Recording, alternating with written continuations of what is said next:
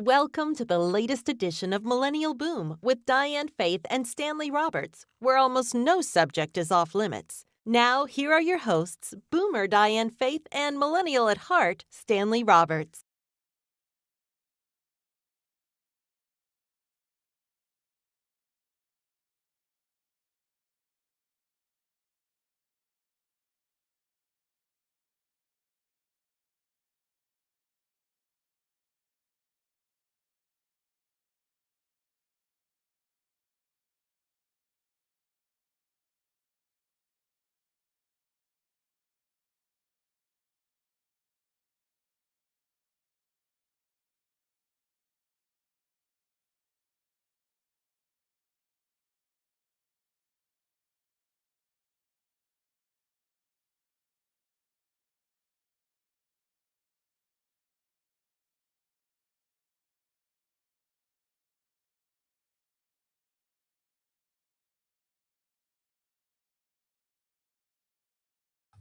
Lord, hi guys, can you hear us now? It's like the top of every. Well, no, because there's so many moving parts to make sure this thing works, and that we mute it so that we don't hear us talking in the background. Because some people like to hear us talk in the background and then come out and go, "I heard you guys talking in the background, and I saw you moving in the background. Oh my God, I can't believe you said that in the background." And just for the record, an open mic has killed more careers than anyone I ever know in my life. Yep. So I guess it's better for our mics to be silent, even when we're talking for at least a minute. So that was for the lip readers. Just so you guys know, what I was talking about was, yay, it's October. This is what I did. Yay, October. And then I said, oh my gosh, it's almost Christmas. We have 92 days until the new year and 85 days until Christmas. 85 days until Christmas. That means that they already got the decorations up, though. Diane 4 and 0 49ers. Yes. Can you see I'm wearing a 49er shirt, or is it blocked? I think it's blocked because I have my laptop on a riser. Now, I'm not a hater for the 49ers. Here you guys go. I'm not a 49er hater, but again, they remind me of that team in Arizona. The Cardinals? We just beat the Cardinals today. That team that always wins all their games until it's time to really count. Oh, please stop talking so much mess. So yes, so just so you guys know, I guess my t-shirts from now on are going to be whatever I'm wearing. It's going to be blocked because I like to have my laptop higher up on a riser just so that it's closer to my eye level. She likes her laptop high. Although I actually need it to be a little bit higher, but I didn't want the shot to look very weird. So anyways, yes, Niners kicked butt. So Niners kicked butt. While you talking about Niners, real quick, if anybody's watching on Twitter or any place else, and there are actually 22 people on Twitter right now, well, I just dropped to 14, but it goes back and forth. You're welcome to join in on the chat so you can participate in the chat. You can do that by going to www.twitch.tv/Mr. Badley TV. You can join there. I think it's free. I don't know, but I think it's free. You can go there and join. I don't know. But we have 200 people that joined that. So we like all you guys to one day actually show up. That'd be fun.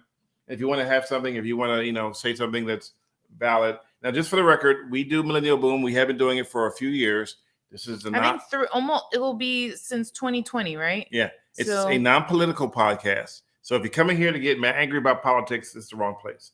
But if you want to be here and hear about real facts and how we feel about certain things, yeah, and we do tell you the truth. We don't hold no. Well, I don't hold no punches. Do you hold punches? No, I don't. But I think sometimes what we talk about can be misunderstood, and people might think that we're talking about politics. In actuality, we're just talking about the reality of where we are. Hi, Jeff Don Brosco. Looks like you just joined us. Thank you. October Fools. Ha ha ha. So it's been. If you notice, it's been a really interesting 2 days. There's a reason why I wrote that. Because the last 2 days in our world, now just so you know, we are two corporate news people that are no longer corporate anymore. I used to work in local news. I worked in it for 15 plus years. Most of it as a news producer. I'm happy I'm out of that. So we have perspective. I'm from the field guy who's out there shooting all the stuff, making all the stories so that you guys can come home and go, oh my God, I can't believe I just saw that on TV. And it's funny that people say that. They say, I can't believe I just saw it on TV. But to see it on TV means there was some crew somewhere in the world recording it so you can see it on TV. Mm-hmm. Now, keep in mind, TV is relative when it comes to what you see. Now we have social media, which people post stuff on social media. Oh, it's Jeff Dombrosco. Oh, Brosco. Oh, it's Briscoe Jeff. Thank you, Jeff. Jeff from Cron. So Jeff, okay, what's up? What's up, Jeff? And he is actually a former photographer. Yep. And a live truck operator. Former VJ. And a former VJ. VJ. As a matter of fact, here's where our connection is for one time and one time only. A long time ago, when I worked for Cron, I got injured on the job. I was out because of my injury. That's right. So I called the station and say, hey, while I'm out, could I get, you promised me the rights to everything, even though I already own them, but you said you're going to give it to me in writing. Can you give that to me while I'm out so I can, what'd they do? This was a long time ago. They took Jeff Bush and made him the new people behaving badly face for one day. I do remember that. And remember the story he did was something at the beach, right? He was illegal dumping at the beach. Yeah, I do remember that. And then people were upset because he didn't wear gloves when he reached into the trash. I remember that clip. Too. But Jeff, are you interested in coming on live to talk with us? You mentioned it last time that you wanted to join in, but you couldn't. Jeff is willing to come on. I think he was willing to come on live, and we can drop him in here if he really wants to. Jeff, if you do, let me know, and I'll send you a link to it so you can log in, and we'll bring you in from the backstage, and you can chit-chat with us. Because I think your information and your perspective from a news person as well is incredibly great. Pick up dinner right now, driving back. Okay, well. Oh, no, he says God Bless America says, picking up my dinner right now, driving. I'm not using my turn signals. I learned it from Stanley. Okay, that's totally false because Stanley usually, most of the time, uses his turn signals. Only when I don't use my turn signals when I'm holding my phone, drinking a beer. And he doesn't use his turn. I was gonna say you don't use your turn signals when you're parked, but I mean, did you hear what I said? Yeah, I heard it. I was saying you don't use your turn signals when you're parked. But really, you defend me. I'm saying I'm defending you when I'm holding my phone, drinking a beer. But I don't do either one of those. Yeah, well, yeah. All right, Jeff. I just sent you a link, so if you come into it. Make sure you're dressed. I have to say that because I'm not sure I'm sure you wouldn't be undressed. But, Chris says steering with your knees. Yeah, I steer with my knees while I'm eating a burrito. So there you go. And now that we're here, I know. So Diane has stopped my hand because I have this bad habit that I picked up from my mom. That when I'm talking, I rub my legs, and it's relaxing for me. But for her, it's a little bit of. Well, to me, it's a little bit of a distraction. Oh, so you are WTF.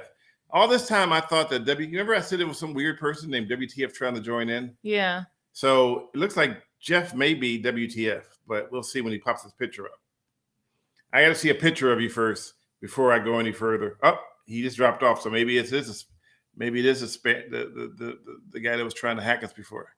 Okay, well, let's not jump to any conclusions. All right, fair enough. All right, so where are we now? Oh, yeah. That's right. Betty Veronica says 10 o'clock and 2 o'clock. Oh, yes, 10 o'clock and 2 o'clock. I know no one that drives this way anymore. That way is no longer I drive this way. You know why? I know people that drove at 10 o'clock and 2 o'clock, and then when they had a crash, they went 0 thumbs. I do not want to think about that. So, so Trader, you picked the login, you clicked the link and got a login, but didn't go past. Okay. Oh, that's W Trader. Oh, is it? Wait, who's?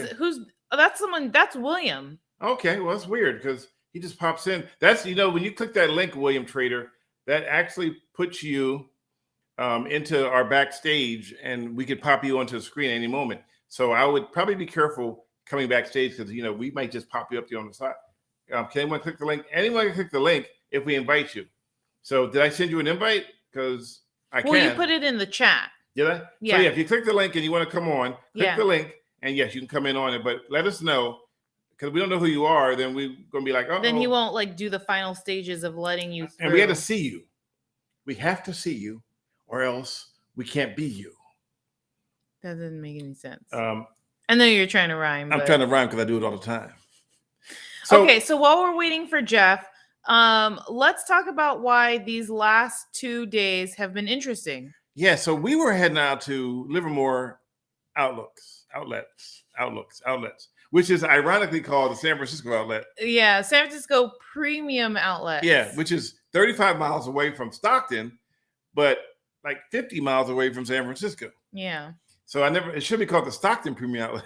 So we did go. Well, no, I wouldn't go that far. I would just say it should be called the Livermore Premium Outlet. Well, no one wants to rush to Livermore to go shopping, though. I mean, people rush there all the time to go shopping. Did you see how crowded it was? No, I mean, because it says San Francisco. I don't think that's the reason, though. Oh, it's got to be. I think it's the kind of shops it Well, has. it's Simon. So we've dealt with Simon in Arizona. Is the Gilroy one Simon? Yes. Okay. No, I don't know about Gilroy. Let's see.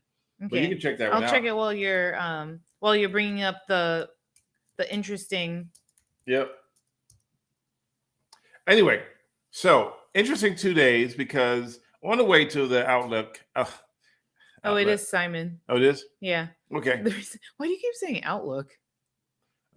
It was renamed a few years ago back for the tourists.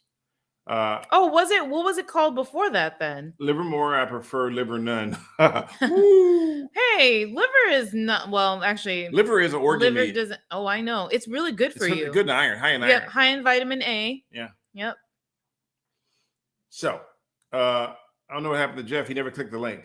So, Jeff, if you want to come on, you got to click the link. Yeah, if you're still there. Anyway, so we were driving up and we saw while we were driving, we picked up her mom. And while we were on the on Highway 101, we saw traffic was hecka backed up. On the other side. On the southbound side of 101. Mm-hmm. We're like, oh, interesting. And I said, oh, look, police cars. I said, a bunch of police cars. And I was like, oh, wow, there's a whole lot going on. But we didn't know what it was. We were on our way to Livermore. And we were too busy worrying about all the idiots in cars that were cutting us off, trying to get around us, which, some stuff was just unnecessary. And there he is. Hello, sir. Hold on. I don't hear your mic. Is your mic working? Talk. No, might want to check your mic because I don't see it.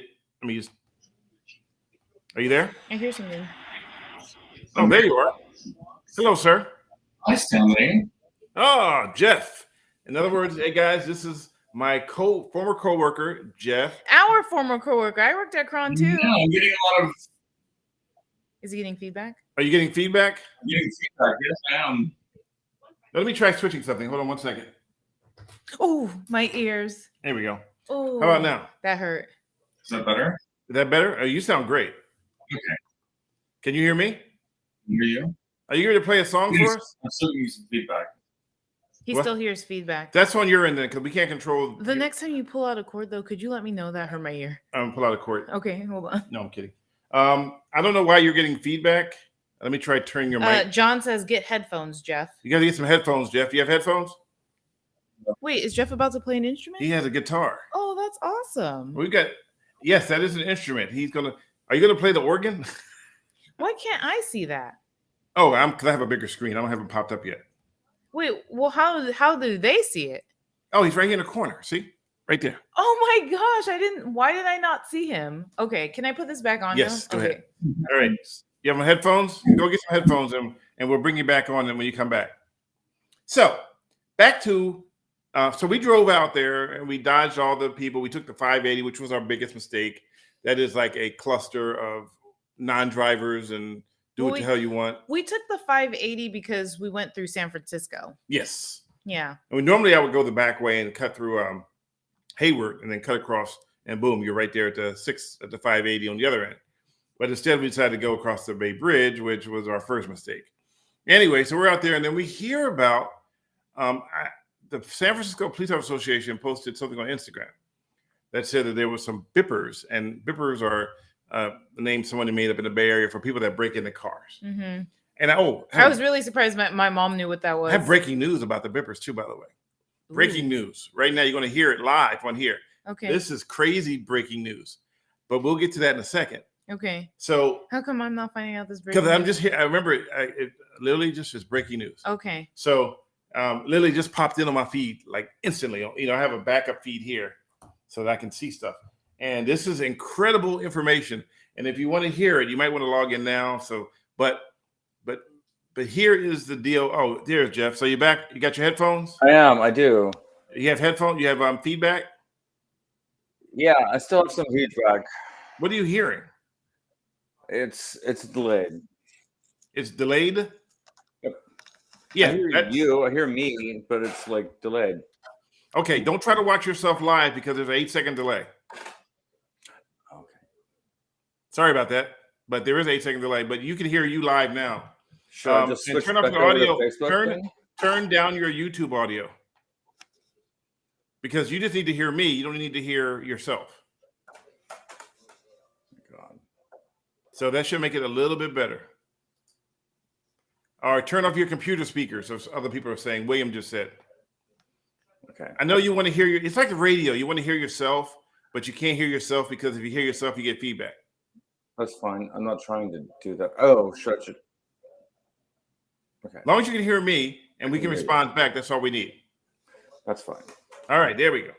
All right. So don't play the guitar yet. I think you're going to play for us because why would else you hold a guitar, right? Gabriel says, just be sure he doesn't bring you a copyright strike. I didn't think about that. Well, as long as it's his own music, it's fine. Yeah. As long as he doesn't play like Barry Manilow or something.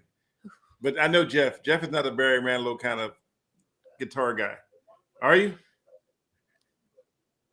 Jeff is the kind of guy. Can you hear me, Jeff? Yeah. Jeff is the kind of guy that would be out there in what's that? Burning Man with just a flame torch, a flamethrower, and a pair of flip-flops. But he's a guy that I would take to war with me because he is like, hey, if there's bullets flying, let's run straight towards them. We'll figure out. We'll dust ourselves off when it's all over with. So, but we're gonna come back to you in a second, Jeff. I want to finish this quick story with some breaking information. So, Marina Times, who's run by Susan Dyer Reynolds, had video a few days ago of bippers, and if you don't know what bippers are, I'll say it again: people who break into cars, who were breaking into cars over at the Palace of Fine Arts. Now, I know, and a lot of people know this, that criminals have a pattern, a method of operation. They do the same thing over and over again. I'm smiling only because your pattern came out. Oh, pattern? Yeah. Oh, yeah. The fact that you say pattern. Yeah. So they have a method of operation. They kind of tend to do the same. Like if someone sets a fire, the guy shows up to the fire to show that oh look, I set a fire. Let me see what happens. But crooks tend to find an easy target and they go back over and over again. The easy target is tourists at the Palace of Fine Arts. So there were two guys in the video that were seen breaking into a car. Well, one was driving, one was doing a break-in. Well, according to my sources, and Susan is being one of them in this case, the crash that killed one of the bippers were the same two guys that were involved on video, in the white Audi, and this time they were in a blue Kia. Both was that Patrick's video? Huh? Was that Patrick's video? Patrick's video. I don't know who it was. I just know that Patrick from Channel 7. He's in real estate. He has a famous video now. Is that the one where they were? I think it's the one. The white Audi. Yeah, I think it's the one. Yeah, it was pretty famous like a week ago. Yeah, that was it. It was about a week ago. So anyway, what we're going to say was that their sources are claiming that the car crash that killed the driver and critically injured the passenger were the same people. So they were connected to the one with the white Audi. They were the same people. Oh, okay. According to what I've heard. Now, until I hear different, I'm going by, I believe my sources, so I'm going to go with it. So, Jeff, you going to play some music for us? If you want. Yeah, I've been practicing a song. Let me hear it real quick. Okay, real quick. Real quick. All right, that's enough. Thank you. No, just kidding. Go ahead.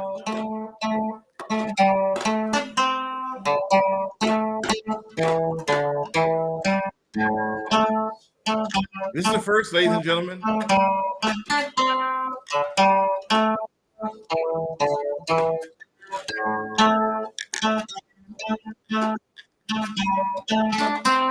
I don't think we're going to copyright straight for that. I think we're good. That sounds good. So, Jeff, tell them about you. Who are you, and where are you? Who am I? Yes. What do you want to know? Tell everybody. People don't know you. Who is Jeff? Who is Jeff Bush? I used to work in television. Okay. I don't work in television anymore. We work together. Yeah, yes, we did work together. Well, you all work together with Jeff. Yeah. We're out in the field getting our. It's funny because people are like, "Oh yeah, blah blah blah blah," and if they only knew what it takes to put the news on TV, they would not talk as much as they do, because it can be challenging. Imagine being told to stand in the rain and show the rain for 12 hours straight, and then wonder why you're hungry and you have to go to the bathroom or you have nowhere to go because you're in the middle of nowhere. Remember those days? Yeah. stand out in the rain or stand out in the smoke where you can't breathe. Yeah. But you can't wear a mask on the air, so you have to take your mask off to go on the air. Well, you got to look good.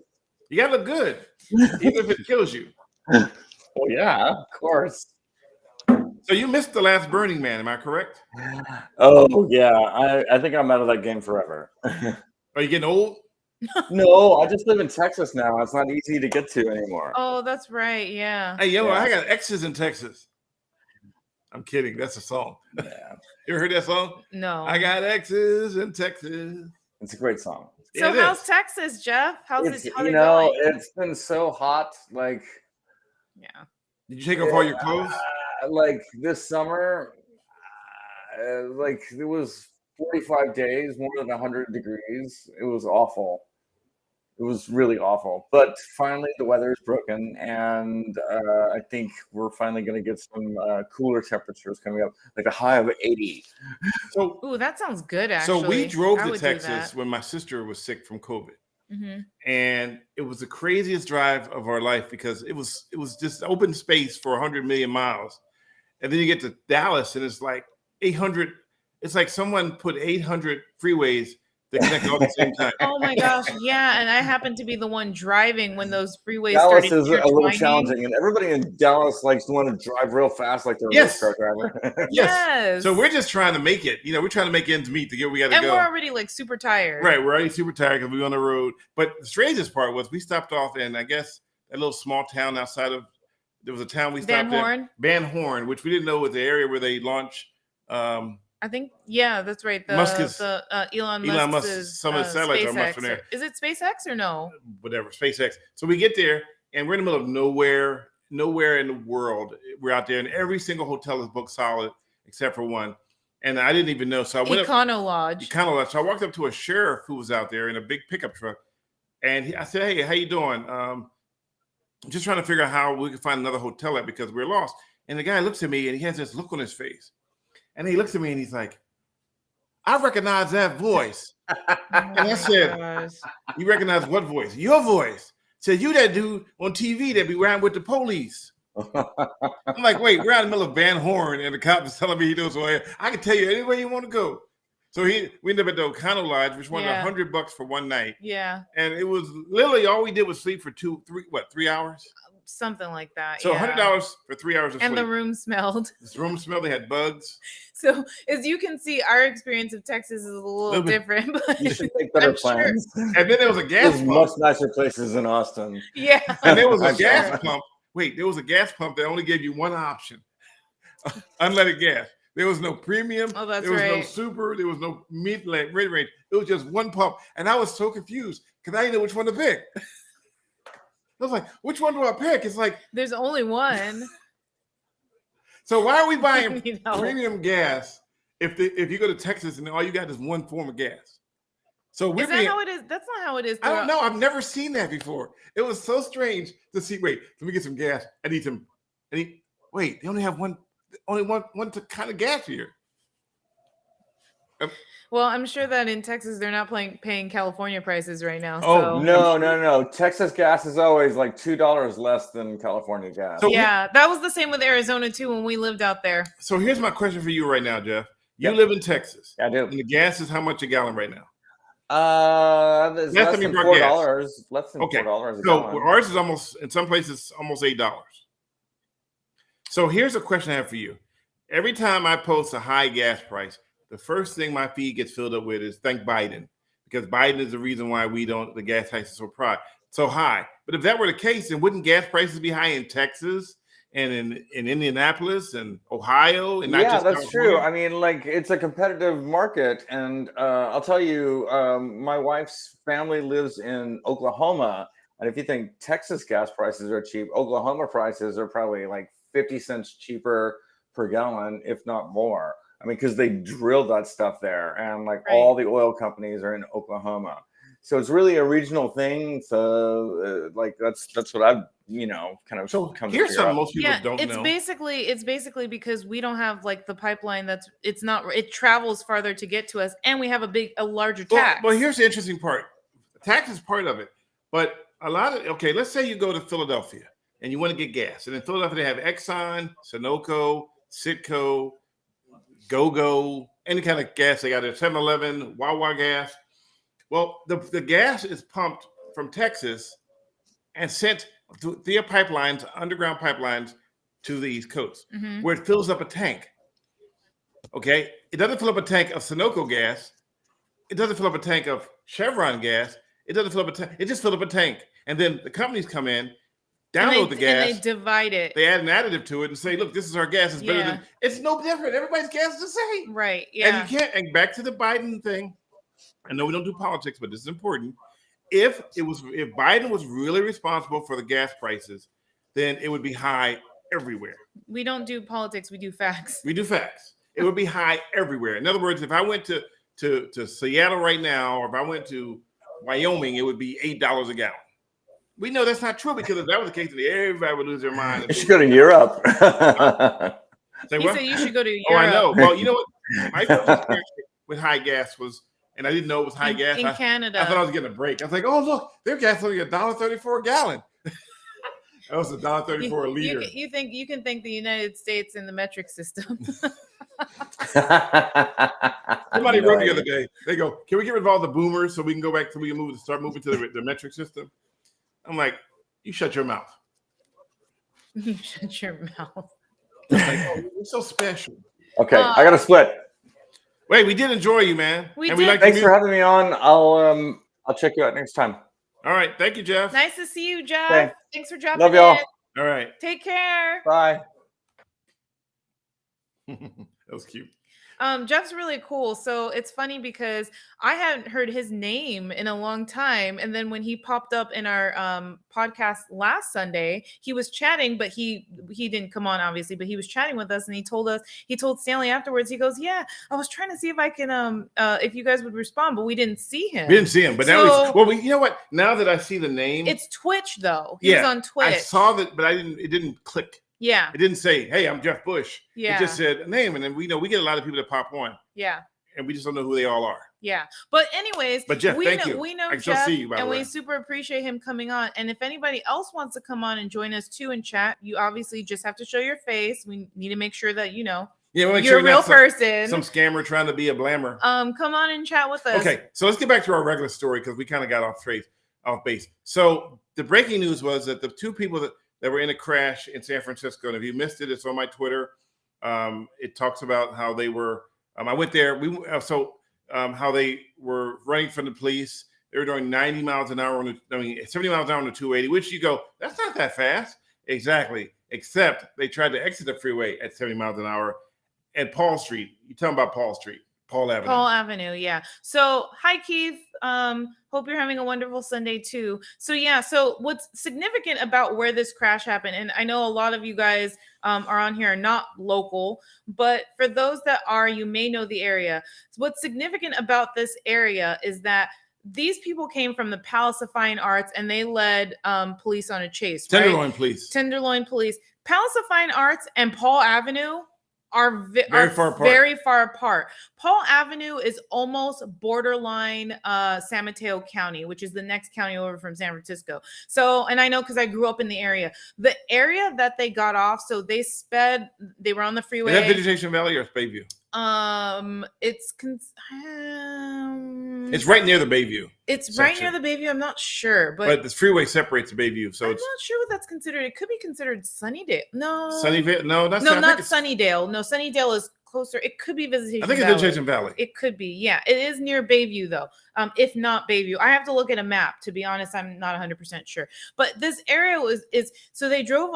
They basically tried to get off of a freeway, and the off-ramp curves like it's not just like you get off. If they had actually gotten off the next one on 3rd Street exit, they would have been fine because it's straightaway, right? Straightaway. They got off on Paul Avenue, and Paul Avenue curves like this.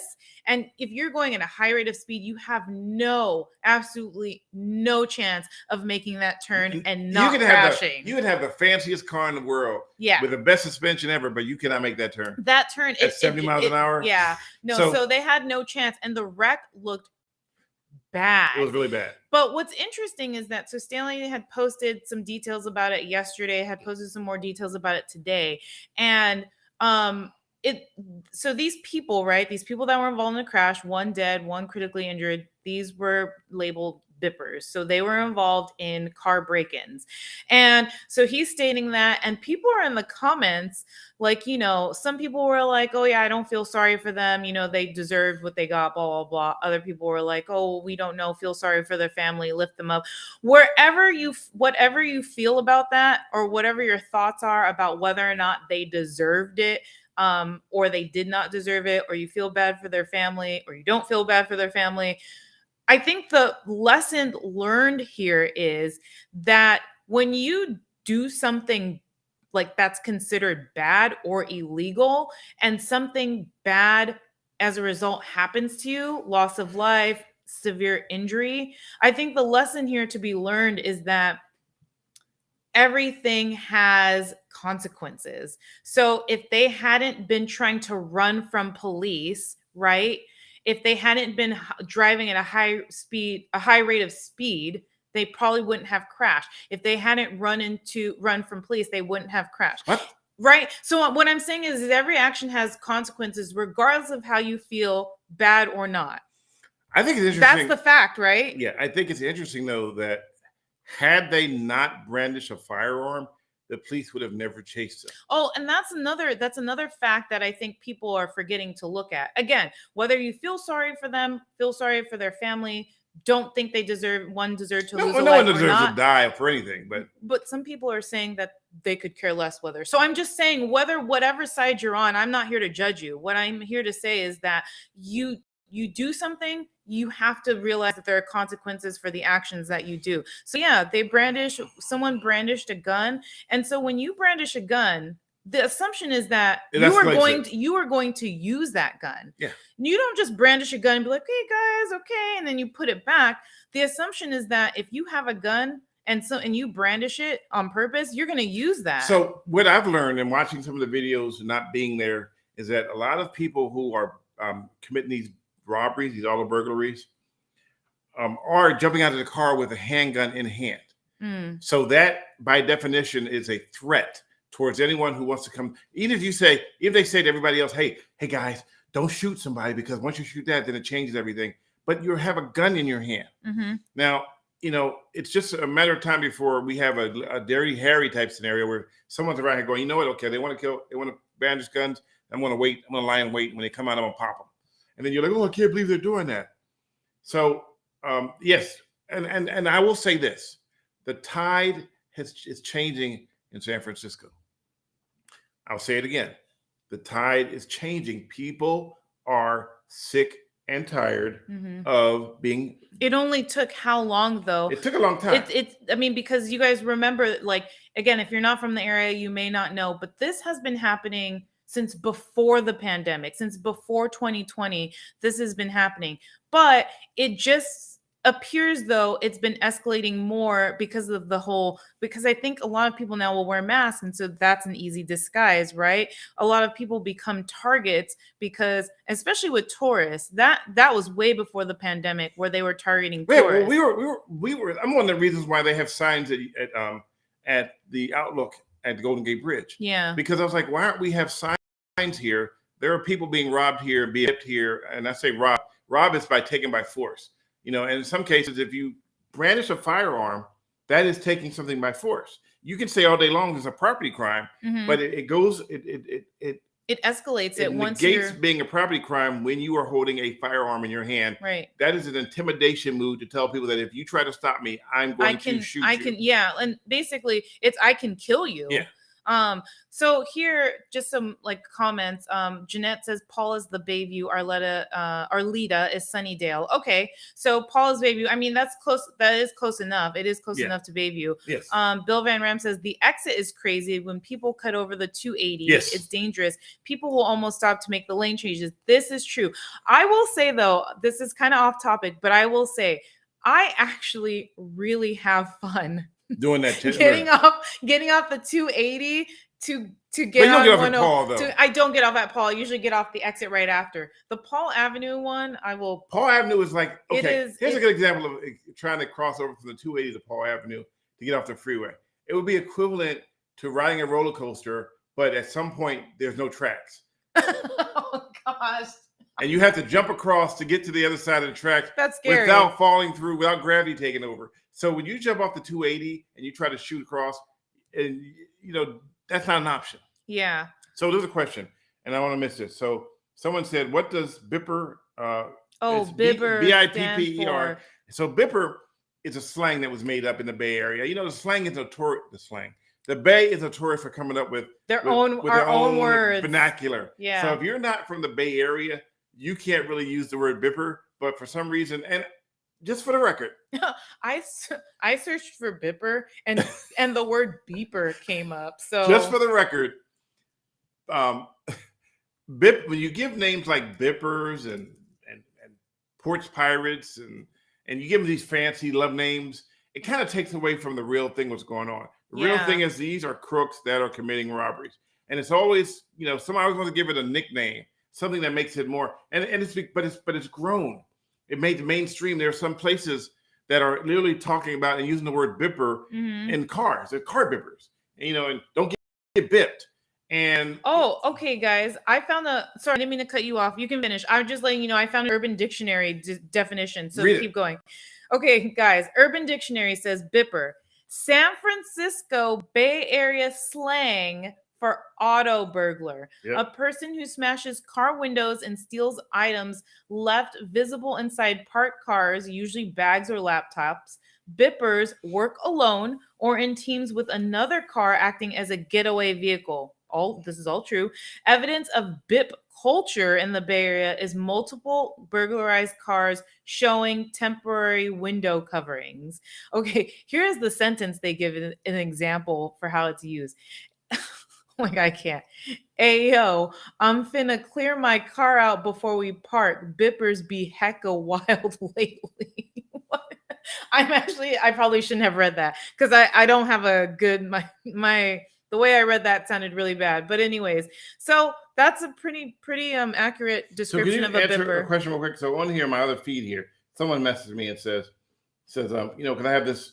I have a on my. How do you spell it? It's here. I'll type it out. It's BIPPER. BIPPER. Yeah. So on my Twitter account, there's a link for buy me a cup of coffee. Okay. And I want to thank the people. There are 5 different people who brought me a cup of coffee. Oh, nice. You spend $5 or whatever you want to spend per cup, and then I get a cup of coffee. So someone and it says long-term creator of public safety videos, long-term creator.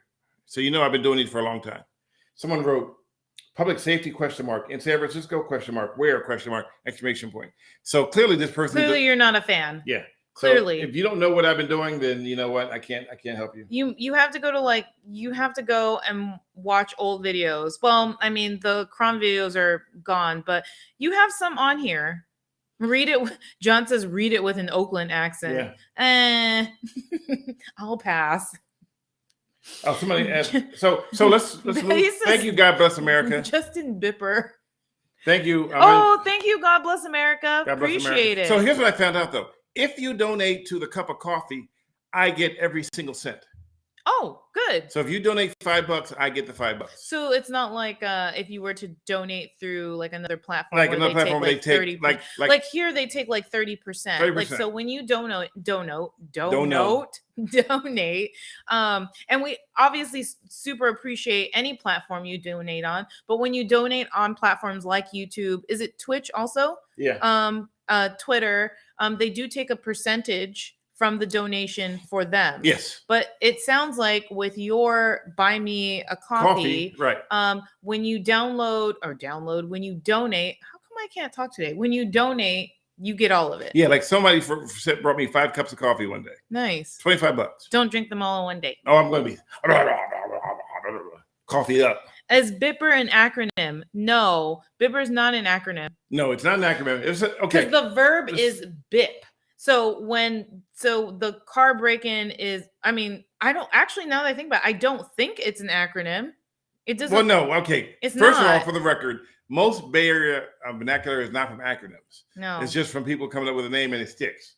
I don't know how it sticks. Is there a meme creator? Let me see. Is there a verified meme creator in San Francisco that just comes up with a name and goes?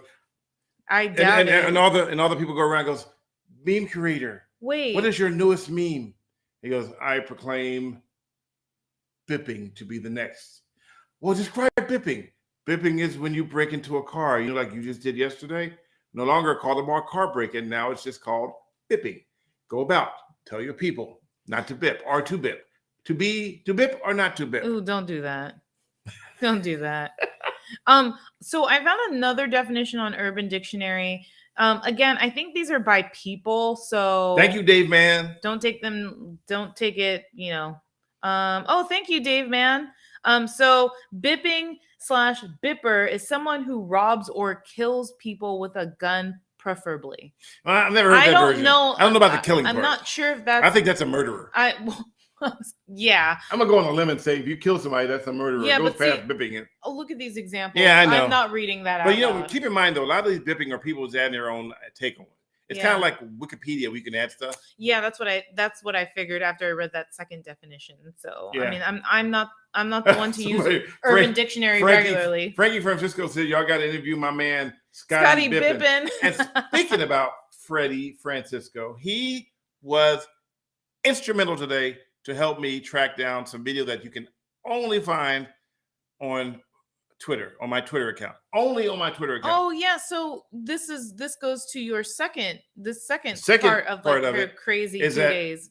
It's ironic that I got a text message today saying that there was multiple stabbings, and the only thing they mentioned was that an Asian man was stabbed in the process in a wheelchair. That's all they told me. There was 3 people that were stabbed. Now the source that I got it from was very, very, very, very reliable. But you can't go off of one source, no matter how reliable it is. Mm-hmm. But just as I got done with the texting that person, my phone rings again. This time from a different source, high up on the food chain, that also told me that, hey, did you hear about what happened in San Francisco? That there was multiple stabbings, and they didn't go into anything other than there was multiple stabbings, and that, hey, if you want to try to find the footage, you might want to look around these areas. So that was it. I hung up and I started making phone calls, and I wanted to find. I wasn't in San Francisco. I wasn't there. I don't know anything about it. I just know that some people were stabbed.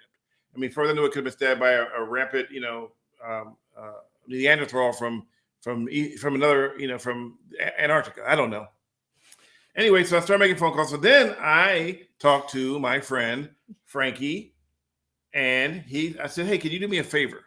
Can you go by a certain location and see if they will give you some footage of this whole thing? He said, for you, Mr. Roberts, I will part the Red Sea.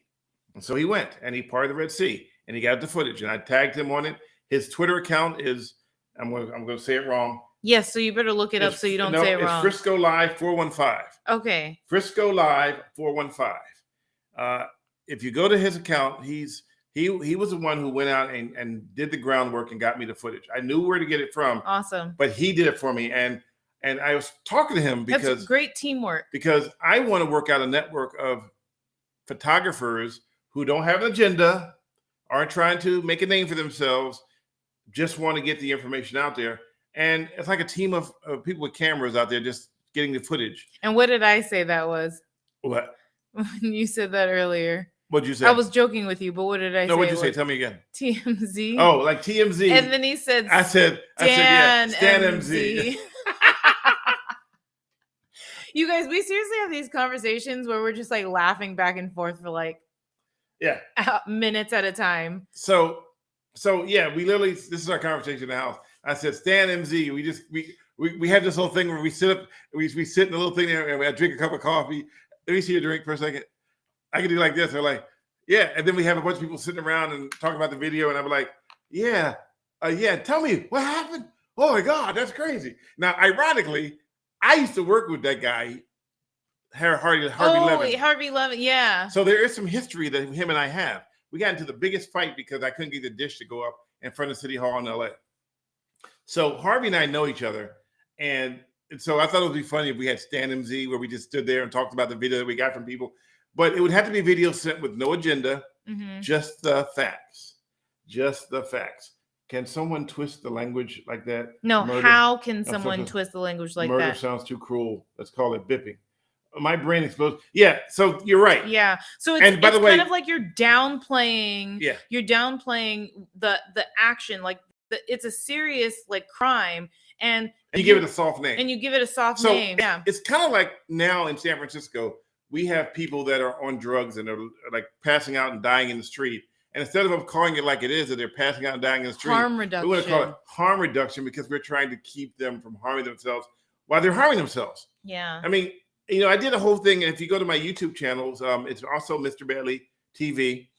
I did a piece a couple years ago, Gotham by the Bay, which is like we literally walked into a place and they gave us a bunch of stuff to shoot up and do drugs. Everything we needed to do drugs was right there. How is that? They go, it's like a little packet, right? But it's enabling people to do more drugs. And they say, well, if you give us more money, we can make it better. But we give them more money and then they get better cars, but then they still have people on the drugs on the streets. So it's like Betty Veronica saying it, like giving it a trendy name. You're trying to give it something so it catches on, so people use it. I think that I understand the intent to a certain extent. Like you give it a trendy name so it catches on, so people will start spreading the word about it, and hopefully it will help. I think though you have to look beyond the name and you have to look at the action. Like what are you actually doing with what you're doing? Is this going to actually help someone by giving them this pack so they can safely do the drugs, or are you enabling them? And I think that when you just call it harm reduction, okay, the question, what's in a name, right? Me personally, I don't care what you call it, just help people. Just figure out what can you do so you can stop people from overdosing? Well, we softened the blow from people before we call them drug addicts. Now so now the new thing I heard on TV was, if you are a opioid, if you're suffering from opioid addiction, so they've made it into a disease now where you're suffering from opioid addiction. Not that you're using drugs and you shouldn't be using them, that you're suffering from opioid. So now they've even softened that. So there's no longer, it's like, oh, well, I have and when I meet people on the street and ask them, I said, so what are you taking? Why are you taking fentanyl? Oh, it's my medicine. Because they've been taught that now fentanyl is medicine. And it's not.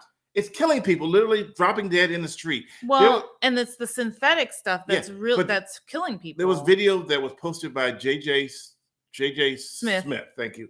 They had the guy was sitting on the curb and he was slumped over. And everybody thought, oh, he's just another guy. Hi. He sat there for hours, slumped over. Someone finally went by and checked on the dude. Dude was dead. He had been dead. But we've gotten to the point now we just step over the bodies. Yeah. We just stepping up. And by the way, I need to stop for 1 second. Mike, I can't pronounce your last name, from Germany is here. Thank you, Mike. We have an international audience. We have Hong Kong, we have Germany, we have Switzerland. We had another person, I forgot where they're from, but different countries. We got Texas, that's a different country. It can be considered a different So country. everything is decriminalizing everything and making and making everything soft. It's like, so, but it's funny that it's soft because it's crazy that we softened everything, but people who are law-abiding citizens, they don't get it soft. They get a hard blow. They make a mistake and they get a hard blow. Yep, that's going to cost you. But yet these people who are doing stuff, oh yeah, we'll give you free money, and they tell people. I mean, I remember the video that went viral for me for like 1 million views in like 24 hours. The woman that walked over and asked me for money. The one that was from claimed she was from San Francisco, but she actually was from Austin or Albany, but we don't know if it was Albany, New York, Albany, somewhere else. We don't know. But the key was to ask the question. The question was, what school did you go at? What school did you graduate from?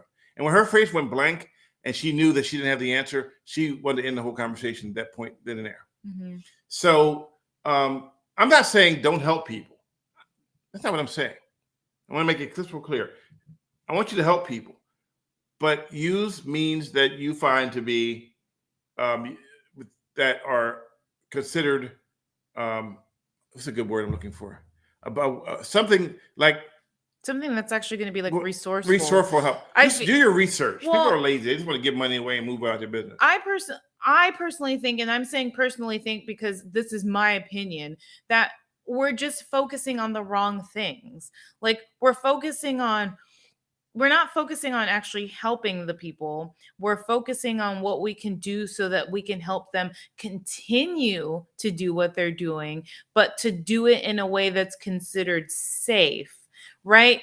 But in actuality, the root cause of it is like, we got to figure out what the root cause. Why are these people feeling like they need to take drugs? Why are these people feeling like they or feel the need that they need to like take so much that they like, they overdose? Like, why are these people doing this? Why are these people on the streets? Like, we're not going for the root cause. We're just waiting to treat whatever it is and try to fix that. We always wait. We live, and I say this all the time, and I think this does with everything. Health, it comes with finances, it comes with life in general. We always wait until something bad or something, we get sick or whatever, to do something about it. We don't take preventative actions. We are a reactive society. We react to everything. We wait until someone overdoses to figure out how to fix the problem or how to sugarcoat the problem in this case, or we wait until someone has diabetes to give them a glucose monitor to figure out so they can make sure they can lower their blood sugar. Forget that they have pre-diabetes or forget that they're close to pre-diabetes or pre-diabetic. Let's wait till they have diabetes to give them the resources they need, right? So why do we have to wait until there's a problem to fix it? And I get it. Some people will say because if there's no problem, we won't know what to fix. Well, you know what bugs me? We wait until it gets absolutely bad to try to fix it. Even if it's a small problem, we don't nip it in the bud right then and there and wait so that it doesn't get bigger. We wait until it's catastrophic to try to fix it. Right. And everybody wants to say, oh, well, you know what, we got to vote all the politicians out. But, here's the funny part about that. There are people who I talk to and says, you know what? Who'd you vote for? Oh, I don't vote. Oh, well, that's the problem. That cannot be a problem. Be part of the system, fix the system if you don't get involved in the system. You go, my vote don't count. Well, you know what? If you got 500 people that say their vote don't count, that's 500 votes that don't exist right now. Yeah. So you are part of the problem too if you're not involved in the system. It's funny that people don't realize it, but you know that everyone's voting record is public record. Everybody's voting record is public record. How do I know that? I ran for city council in Foster City, and I missed a voting thing once. And someone took that and dragged it over and go, well, you don't even vote every single time. I'm like, okay, yeah, I missed a vote. Sorry. Then the person that was with me, who was running against, never voted. But guess who got elected? They did. The person who never voted. Yeah. And they dragged me over the coals. They called me a carpetbagger. You missed a vote one time. This person never voted. And they got the election. I'm not saying that's because they got it. I'm just telling the facts to it. Yeah. So my point is, they wanted to call you out on one issue, right? But it was hypocritical because the other person didn't vote at all. But in actuality, I'm sure that they were looking for more. They just used that to pinpoint for you. Oh, well, you missed one vote. Okay. So we're about to go into a really hot topic right now. Warning, really hot topic right now. You going to say warning too? Warning, really. I'm trying to catch up on the chat. It's like super active right now. You know why the chat is, but it's about to get real quiet for a second because the video the second one that we were talking about where the guy stabbed people, I didn't know I didn't know anything about him other than he stabbed somebody. Then I got the video and realized it was a black guy. Mm-hmm. He was wearing a Bulls jacket, but he was wearing a red hat. Yeah. But some people came on and it's real vitriol on Twitter as opposed when it comes to race. Some people are like, well, Stanley Roberts refuses to name the race of the guy who committed the crime. Someone called you out for that? Yeah, they called me out for it. It's on Twitter. And I responded, I'm like, look, first of all, I didn't even know the race. And then they go, well, the media won't say the race. Now that's where you come in because you were on the inside.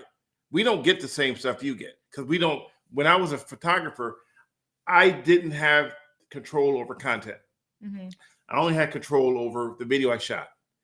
You, being a producer and a mid-executive level, you were told what by one of your stations? So one of my stations, without naming the station. Yeah, I'm not going to name it. So one of my stations I used to work at. So first of all, whenever authorities are looking for a suspect, they always give it's usually a generic. It's a specific description, but with generic details. If that makes any kind of sense, I'll explain. But usually when they say who they're looking for, it's based on a report or it's based on it could be based on a sketch. most of the time they don't necessarily know who this suspect is by name. So they give these descriptions. I'm sure you've heard them, right? They'll usually give a description. They'll give you a press release. They'll say like, the person was like 5'8". It could be a black male. It could be a white male. It could be a Hispanic male, Hispanic female, black, you get the point. So they do that. They give the height, they give the race, they give the weight, they give, any kind of physical features maybe. Here's the thing with those descriptions. So I was told at one of my stations not to include race because of the fact that when you include the race, so let me give an example. Let's say they're looking for someone who is 5'8" and a black male, 185 pounds, short haircut, black hair, right? Okay, so let's say that like you put that description out in the news. People are watching the news. All of a sudden, you go out and you see a guy who's 5'8". He's a black male. He's got short hair. He's looks 185 pounds, give or take. You didn't weigh him, did you? I mean, I'm weighing him with my eyes. So you see that and you're like, oh, shoot. That's him. Is that the guy? And then wait, but you turn around and you see another guy that's 5'8", black male, similar description. And then maybe an hour later, you see another guy. So my point of me saying that is that my last station told us not to do that because in actuality, when you do that, you are basically looking at every single person and you're saying, oh, it could be that guy, it could be that guy, it could be that guy. Can you imagine if someone were to call the police and say, hey, I think I saw that guy. And then they bring like 5 of these people into custody. I didn't know the answer to that one. And none of them are the guy. Well, right? Because like I go back and say, those are specific details, but at the same time, they are generic. Anybody could literally fit that description. And I'll give you an example, a personal one, where I fit the description except for the male part. They were looking for 2 black men that ran from a scene of a shooting in a park. They had just committed some sort of like robbery and there was a shooting. And we heard the shots, and this was me and another person at the time. We heard the shots and we ran because we were scared. So these 2 people they were looking for also ran, and we happened to just both run out of the same park, and we got in a car and left. These people got in a car and left too. So the person that called in said, oh, well, it's 2 black males running from the park.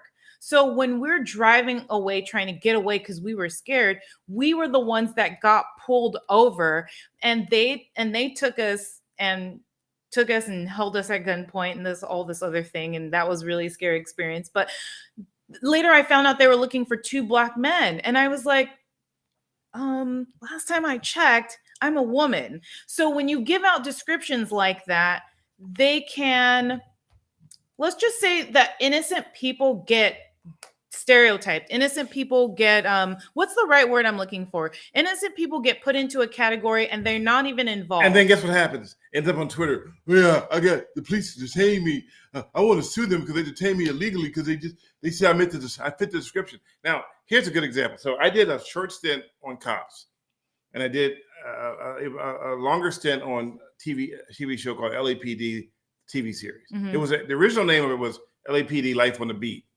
And then became the original series was LAPD, the TV series, and then it became LAPD Life on the Beat. Same show, same producers, the whole 9 yards. I was a photog. I was a cameraman. I don't mean to say photog, cameraman. And I would hear the calls from I worked for LAPD, and I would hear these calls come across the radio. Report of a robbery in South Central, a certain part of South Central. He was described as a black man seen running in an unknown direction. Oh, God. Okay, so all they had was a black man in an unknown direction in an area where 85% of the people there are probably black at that time. So how do you pick out one black person out of the 85% of people that are black in that area? So you start grabbing people, and then all of a sudden there's a chance that you might grab the wrong person. Yeah. Then you got, why'd you grab him? Well, he fit the description. Yeah. And I get it. The generic, it's a generic and don't get me wrong, there have been some cops who have abused the whole you fit the description thing. Mm-hmm. I'm not saying that didn't happen. What I'm saying is that there are many cases where even the description given by the people that were involved were incorrect. We've had descriptions of people that came out as a black person who committed a robbery and it turned out not to be a black person. It was a Hispanic. Yeah. Or it was someone else. And they go, well, I thought it was black. It happened too fast. Well, and that's the thing too, right? So when you start getting to the specifics, it's just I don't personally, and I get it, and I get why my station did this. Personally, I don't think that those descriptions help. I understand that for authorities, they need to take down these descriptions because they need help in solving a crime. So I get that. I think what happens is when that message is then relayed to the public, to be honest, the public doesn't know how to handle information like that because the public will sit. There are some people that will completely ignore it and just be like, well, I'm not paying attention to that. That's too generic. Then there'll be other people that will take it and be like, oh my gosh, I saw someone, because people will call and report and that person has nothing to do with it. But it just so happens that like that person fit the exact description and was in that area. So for me, I don't think that it helps. And like, I agreed with my station. I was like, you know what? That's totally fine. I wouldn't argue against that. There are some other things that I could argue against, but we won't go there. So, but then there's that select group of people, and I'll just call them the 1% people, who have a racist agenda. Mm-hmm. Their whole thing is about racism and how do we, look. So here's a good example I've come across. So people are like, oh yeah, and they write this the same thing. It drives me insane. They go, oh yeah, same people. And then I go, how are the same people? There was a thing posted the other day of all the people that were looting in Oregon. Mm-hmm. There was a whole big bunch of arrests made in Oregon for looters. Mm-hmm. Not one of them were black. Not one that I could find. Maybe the bigger picture, but what I saw, there were none. Not saying that they don't. Everybody commits crime. And I mean, everybody. Well, not everybody commits a crime. Everybody commits crime. I don't commit a crime. You've committed. Have you ever stole time? Have I stole time? Have you ever driven a mile over the speed limit? Is that a crime? Is it a crime? Okay, I'm saying that everyone is capable of committing a crime. It doesn't matter what race you are capable of committing a crime. Every race commits a crime. My point is, it's something that Jeanette says she says, remember, many Blacks, Hispanics, and Native Americans have similar skin tones. That also doesn't help when looking for suspects. Exactly. Like, you can say there's someone that like you could describe me, like, honestly, someone can describe me as Black, but someone has also described me as Hispanic. I'm not Hispanic, but you never know. It's what the person is seeing. So obviously I was a Black male. And I'll be honest with you. People in general are not aware of their surroundings. That's true. So if I told you it was a Black guy wearing a gray hoodie with the name, The Criminals on it, defund the criminals. Yeah, you could be standing right next to me and not even notice that I'm standing right next to you, about to rob you. I mean, that's true too. Because people aren't like, the other day, I had video. We were at the Outlook and I'm standing there. Outlet. I'm standing there minding my business. Now I'm wearing my little body cam, and I showed you the footage. Mm-hmm. So some guy walks by, or he's standing nearby, and he doesn't even notice I'm there. He backs up within like an inch of me. You can see his shoulder right there, just taking up the whole screen. He never had, and I said, you know what? This guy doesn't have a clue I'm even standing here. Yeah. Now, how can you miss me? I'm like 5'11", 200 and something pounds with a white beard. It's kind of hard to miss me. Sometimes people, I guess, are in their own zone. They're in their own zone. So even if you described everything, unless you have an agenda for the race, then there's no reason to even mention race until we know more facts. Wait, so I want to see, Bill Van Ram says, do you think they were blowing smoke for CYA?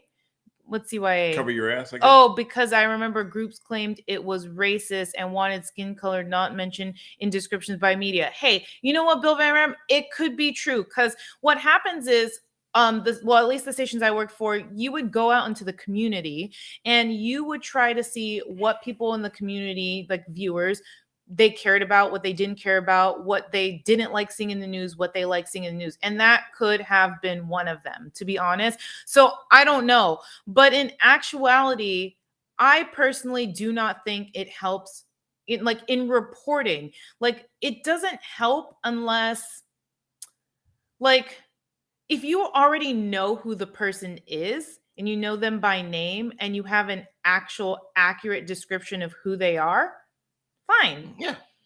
But a lot of the times these descriptions come out based on a person's police report or based on something they got from the scene of a witness, or like, so in actuality, it unless you know specifically who you are looking for and can name them, I don't think it is helpful. So there's a question that came up, and you can answer this question because I can't. Stanley, what's the legal stuff on TV stations blurring faces? Stanley, what's the legal stuff on TV station blurring faces? So you've had to deal with people blurring faces, right? I don't blur faces unless it's a child, and even then I still have a question about it.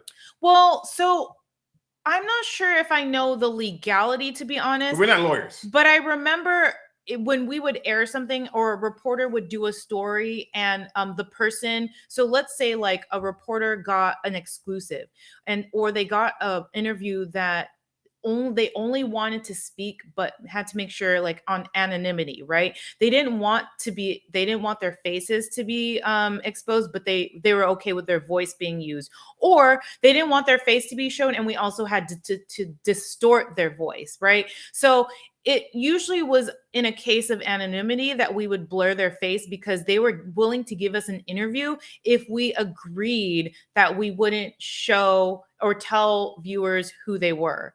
So I don't know if that makes sense. Oh, we would also blur kids' faces too if the parents did not give. So like, if the kids and the parents were part of the story, we wouldn't blur the kids' faces, because the story was based on the kids and the kids and the parents. But let's say like we were on the scene of something and there was people that we didn't necessarily speak to, we wouldn't have to blur them because it was for news. So for us, like, only personally speaking, I only dealt with someone having to blur their face because of anonymity. They just didn't want to be known for giving the interview. So sometimes if you really want to get an interview, and some people are really reluctant to be on camera, they will say, I don't want to be on camera. And you'll say, well, if I blur your face, would you be interested? And they said, sure. And then some people will take it to the extreme and go, you can blur my face, but you also got to alter my voice. Yeah. And that's where you'll get the like distorting sound where they're talking like, it just sounds weird. Yes. Sorry. Oh. So God Bless America says KPIX and CBS Bay Area, which are the same stations, does it a lot, for example.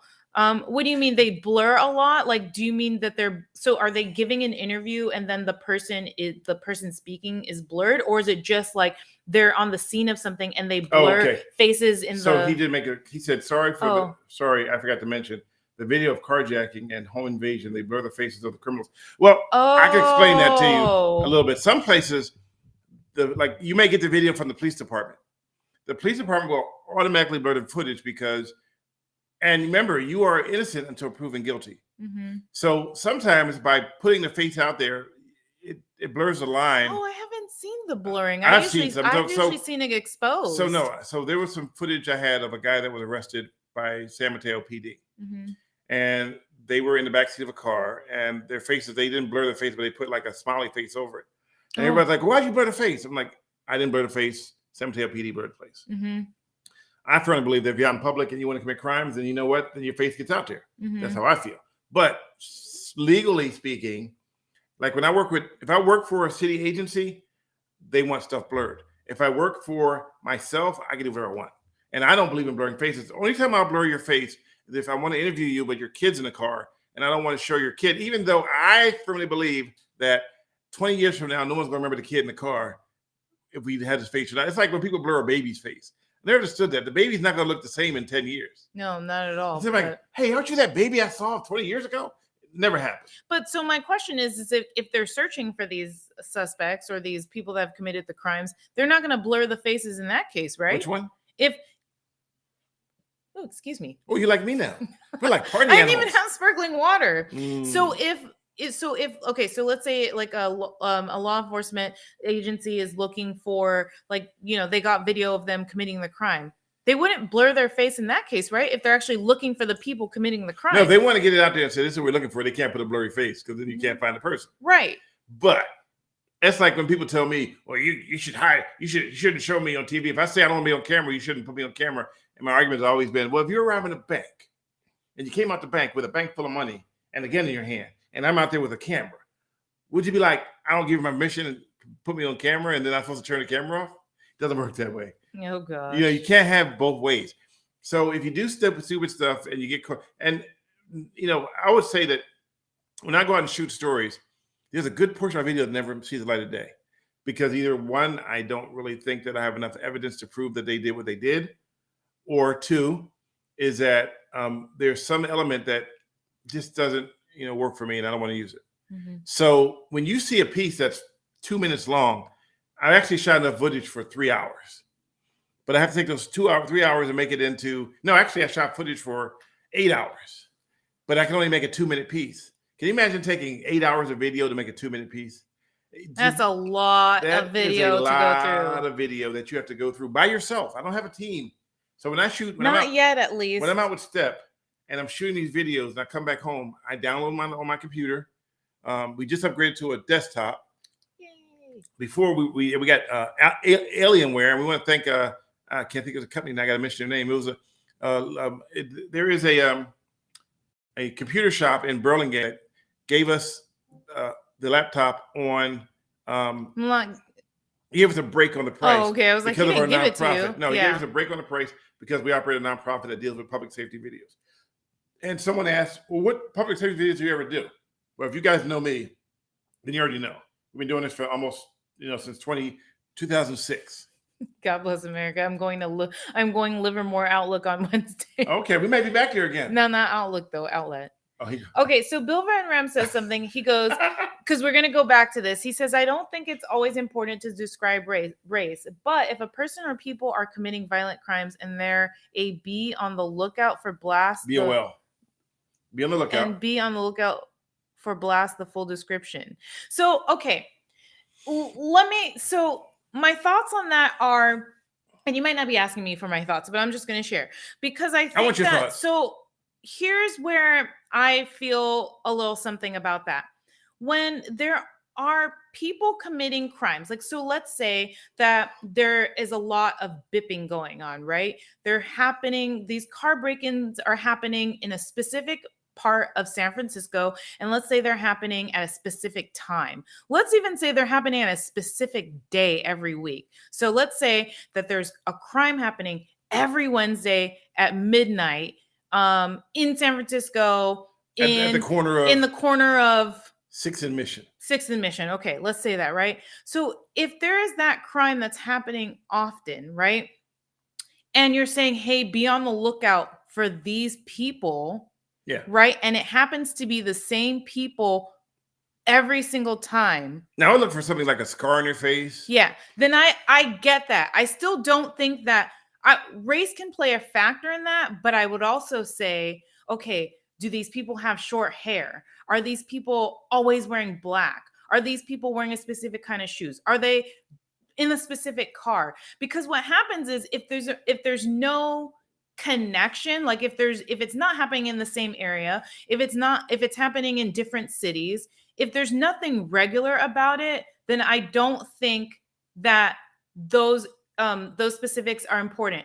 Because I'll tell you this, when you show bipping, when you show these things happening, these these robberies inside of stores, if you're always saying that these people are black, if you're always saying that these people are white, Asian, whatever you want to say, when you're always putting a specific race about different incidents and it's not at the same place, the same time, or even the same area, then if you're mentioning that it's this specific race every single time, then guess what? Yeah. You're going to make we're making that race, whether it's black, whether it's white, you're going to keep looking for that race. And guess what? The people that are part of that race, if they're just minding their own business and they're going about living life like regular people and they don't commit crimes, they're now put into that category because we keep highlighting that these people are a specific race. And guess what? I get looked at, or he may get looked at, or, someone who's maybe Hispanic may get looked at because of the fact that, like, hey, this race is known for so-and-so, and this race is known for so-and-so. So I think that when we keep seeing this happen and we keep pointing out race, we're also in the mind, because we're humans, we will assume that anybody part of another race, of that race, is also capable of bipping, or is also capable of robbing a Walgreens or robbing a CVS or whatever. And it's stereotyping and it's discriminatory. And that's why I don't agree with putting race out there like that, because when you don't have something that's happening often in the same place and there's nothing repetitive about it to actually give you a clue that like this is more, there's more to the story. I don't know how to exactly, but basically you got to look at more than just race to decide, okay, is it something that's worth mentioning? If it's something worth mentioning, if there's something that's happening habitually, then I get it. But if it's something where it happened in Livermore, it happened in Oakland, it happened in San Francisco, and you're mentioning race, what would be the point? Yeah, well, that's my opinion. I'm just saying that's my opinion. And all the people that I've dealt with over the years, and I've dealt with every race there's out there. I think the only place I haven't dealt with race-wise was make somebody from Angola. And I think but anyway, what I'm trying to say is that I don't blur faces. And that was the original comment. Except for, like I said, as a kid, and I don't want to use them in the story. Typically, if you're out there and you're in public, and people say, well, can you not show me you're out in public? No, I can show you. Unless you give me something better. But I always tell them the same thing. Right now you're not high on the food chain for what I want to use for video. But if that's all I got, that's all I got. I always love that you say high on the food chain. Yeah, well, I use that because food chain. It's food chain because everybody knows that there's always a person higher up on the food chain. There's always someone's ahead of someone else. Right now, for Mr. Badley TV, I'm the highest on the food chain. So, but going backwards. The backwards part I'm trying to say is that if you name someone and you're incorrect and you put that out there on TV, you are liable to be sued. Mm-hmm. Sued. And we live in a lethargic state where you can be sued. WSES. I hope that's our last guy who was trying to come before, but there's no picture. Someone just popped up in our backstage wanting to be on camera, but it just shows a W. So I'm willing to think it's William Trader again, but I'm not sure. I guess he'll tell us if it's him or not. But William, pop your face in there and we'll see. and have clothes on. I have to make sure. Oh, goodness gracious. Thanks, Big Bucks. Thank you, Big Bucks, for the 99 cents. Thank you. And don't forget, super chat. You can buy me a cup of coffee, whatever you want to do. That's on my Facebook, on my Twitter page. Remember, 100% of that goes straight to us. No, it's not him. So the new person just popped on. Wow. Maybe they popped on and saw your link. Maybe. Well, if you popped on and you want to pop on live, you're welcome to click the link. We only have one request: that you're not a troll and you're not trying to, and you don't mind showing your face, and you're not naked. I love it. Yeah, I gotta say that. Please, no naked, please. No naked, because you won't make it because we have you behind stage. Gabriel says, do you think all of your viewers sit around naked watching Millennial Boom or something? No, we live in the San Francisco Bay Area. Have you not seen the amount of naked people in the Bay Area? I mean, there was a video the other day of a guy standing on the corner, bug naked as a jaybird, but he had on an ankle monitor. Okay, so he wasn't completely naked. He was fully dressed up to his ankle monitor. His ankle was fully dressed. Yeah, he couldn't. That ankle was like fully dressed, but the rest of it was like, hey, look. Oh my gosh. Oh gosh. You know what though, Gabriel, you're right. I don't think that any of our people are sitting around naked. At least I hope not. But but you never know. But you have to tell people not to be naked, or else they're like, did I do that? Oh gosh. Okay, Steve Virgo. I know, huh? Are boxers okay? Yeah, as long as your doohilly's not hanging out. Boxers are fine. Doohilly? Yeah. I don't want to. This is a friendly family podcast. No, I'm just bothered by the fact you call it Doohilly. We want to give it a name. Never mind. Yeah, thank you. So we'll go with Doohilly. God Bless America says, Diane, I'm getting addicted to banana chocolate smoothie. Help. Whew, well, what do you put in your banana chocolate smoothie exactly? I know you put bananas. What? Gabriel, family friendly podcast. Friendly family podcast? ? Yeah, no, because I said it backwards. It's family friendly, but I'm saying that we're a friendly family podcast. We're brothers. How's that song go? So, we're oh gosh. We're brothers. We're happy and we're singing and we're colored. Da-na-na-na. Give me a high five. What's that show? Living Color. No. Wayans Brothers. Wayans Brothers. Okay. Yeah. So WES has popped on again. We don't know who that is. WES, who are you? Let me see if I can click and see. So Mike says, but you have to add race if, for example, someone has killed someone and is on the run. It doesn't help the police if you just say male, 1.8 meters tall, short hair. So if someone's on the, but Mike, to your point, I also don't see what would be the point of saying 1.8 meters tall and short hair. Like, you can say it's a male, but then you would basically be looking at every male that's 1.8 meters and have short hair and be like, I mean, that could be like half of the population. What if we say a male and he identifies as a female? Okay, well,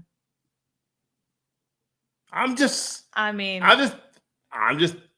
a little bit extra flavor into the mix. I mean, so my whole point is yeah, I don't necessarily think you have, but if you add race to narrow it down, that's still like what? Maybe a quarter of the population or maybe an eighth of the population.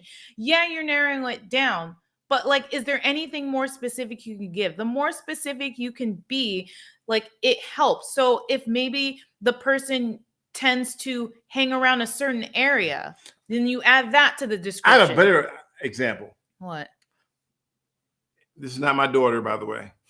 My actual daughter. Lord Jesus, help us. My actual daughter saw me at Costco, and she ran over to give me a big hug to tell me how much she missed me and how much she loves me. She's 19 years old. She lives in the East Bay. She ran over to give me a hug, tell me how much she missed me because I just happened to be in the same Costco she was in, and everything met the description of being her dad. And then until she got there, and then you turned around. Until I turned around, and it wasn't me. It wasn't him. It wasn't me. It wasn't me. She goes, "You're not my dad." So, gosh, it's really scary to realize that there's someone out there that looks like me. You. Well, I know, but I feel sorry for that person because the people that are trying to get me thinks I'm him. Yeah. And then boom, Right. So the better the description, the more likely you are to catch the person. That's possible. I don't 100% agree with that. I think it's possible, but I also feel like when descriptions are normally given out, they're not as detailed. So when you do add race or you do add anything like male, height, there's still there's just a large group that still will fit that description. So the problem is when you start calling in and like there's just innocent people that end up getting caught or end up getting like arrested or end up getting, detained or whatever. And there just has to be a better way, right? So Gabriel writes, was it Pericles, the guy from Brazil? Oh gosh. No, he's in Brazil. And we look nothing alike. No, I don't think you guys look alike. No. I mean people go, "Oh, that's your twin brother." And I'm like, that is not my twin brother. All black people do not look alike. We don't. No, not at all. I haven't met one person that looks like me yet. Have you? I have. Who? Me? Yeah. No, when usually it's when you're in the bathroom and standing at the mirror, the guy that's in the mirror. The man in the mirror. Clearly we run out of stuff to talk about. He's hot. But then he disappears. Like when you walk away, he leaves the mirror.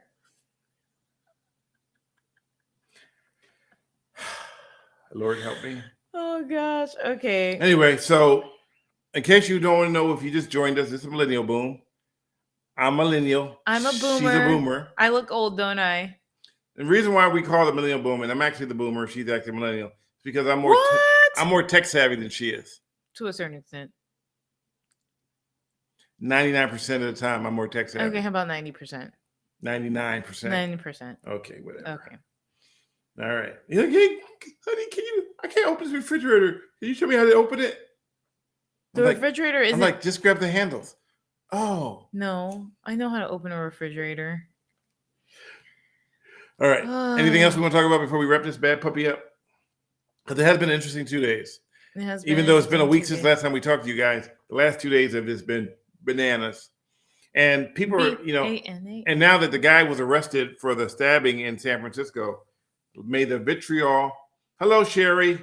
Hi, Sherry. Man, the vitriol for racism is just going rampant right now, to the point where some people are logging off of Twitter because they can't take it no more. Yes, God bless America. Stanley is a good-looking man. I am a good-looking man. And his confidence, too. He's got a lot of confidence. A true story. I honked at a cop who ran a red light earlier this week. Ooh, you lived on the edge, huh? Did the cop honk back?